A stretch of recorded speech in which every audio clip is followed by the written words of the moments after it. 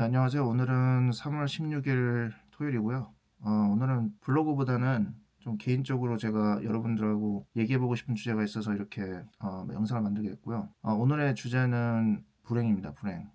그래서 제가 개인적으로 좀 행복하지 못해서 정신과에 가서 정신과 약을 타먹고 있는데, 사실 제가 카이스트에 잠깐 일하고 있을 때도 그 랩의 절반 정도가 약을 먹는다는 얘기를 들었거든요. 그 정도로 굉장히 스트레스 받고 있는 환경에서 살고 있는 게 한국 사람들인 것 같아요. 그리고 또 얼마 전에 미국의 한 저널리스트가 이제 한국의 다큐멘터리를 찍으러 와서 한국은 세계에서 가장 우울한 나라다 이렇게 라고 묘사를 했는데 좀 공감을 했던 것 같아요. 그래서 저 나름대로 한국 사람들은 왜 이렇게 불행한가, 나뿐만이 아니고 왜 이렇게 불행한가, 어쩌면 불행한지를 알고 있을지 모르고 있을지도 잘 모르겠는데 아무튼 공감을 많이 했고, 그래서 저 나름대로 미국에서 10년 동안 타지에서 이제 한국 사람들을 관찰하면서 느낀 점을 토대로 한국 사람들은 왜 불행한가, 특히 한국의 20대 30대들은 왜 불행한가에 대해서 좀 제 나름대로의 견해를 말씀드리고 여러분들 생각 듣고 싶습니다. 그래서 미국에서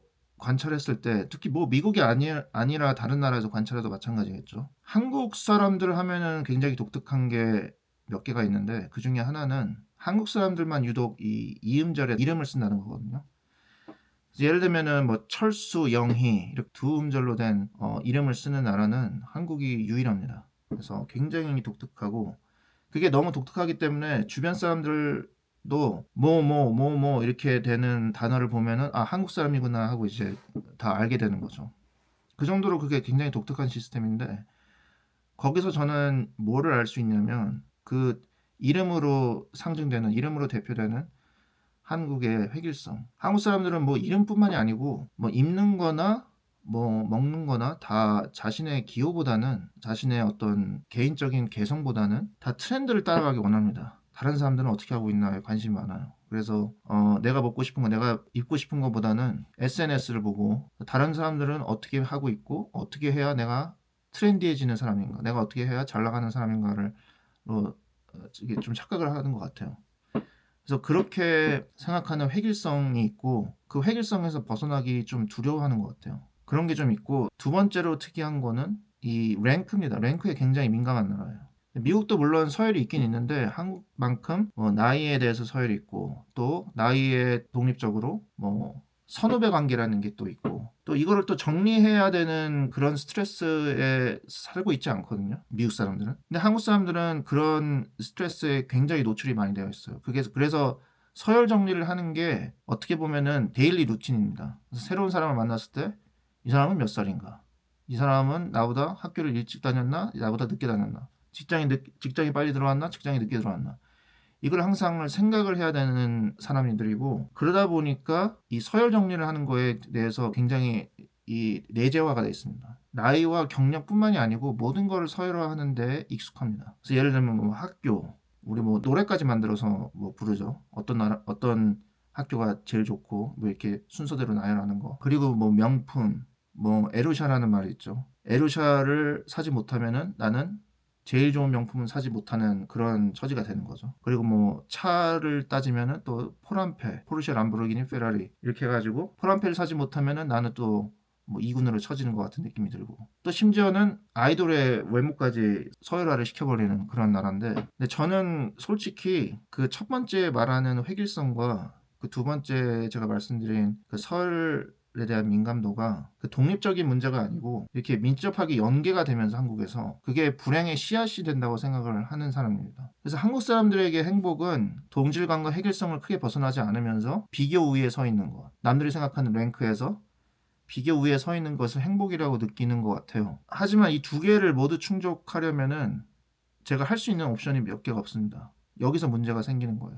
예를 들면은 직종을 말씀을 드리면은 누구나 다 좋은 직종이라고 이제 누구나 획일적으로 고개를 끄덕일 만한 직종이면서도 남들에게는 비교 우위에 있는 뭐 의사나 판검사나 그 외의 어떤 좋은 전문 직종들 외에는 내가 행복해질 만한 직종이 별로 없는 거예요. 또 그게 대한민국 사람들이 생각하는 행복의 공식입니다. 그래서 그 공식에서 벗어나면은 나는 이미 아웃사이더가 되는 거기 때문에 그래서 저는 그 대한민국의 결혼정보회사에서 그 만드는 그 직종별 랭크, 또 여성은 여성별로의 또 랭크가 또 따로 있는데, 저는 그게 대한민국의 현실을 굉장히 잘 반영한 현실이라고 생각을 하거든요. 그래서 대한민국 사람들은 그렇게 획일적인 행복의 공식에서 벗어나서 내가 비교 위에 있지 않으면은 불행하다고 생각하고, 또 나는 불행하다고 생각하기 때문에 내가 왜 이런 불행을 내 이세에게 줘야 되는가라고 생각을 하면서 결혼까지 이제 미루게 되고, 이제 출산까지 미루게 되는,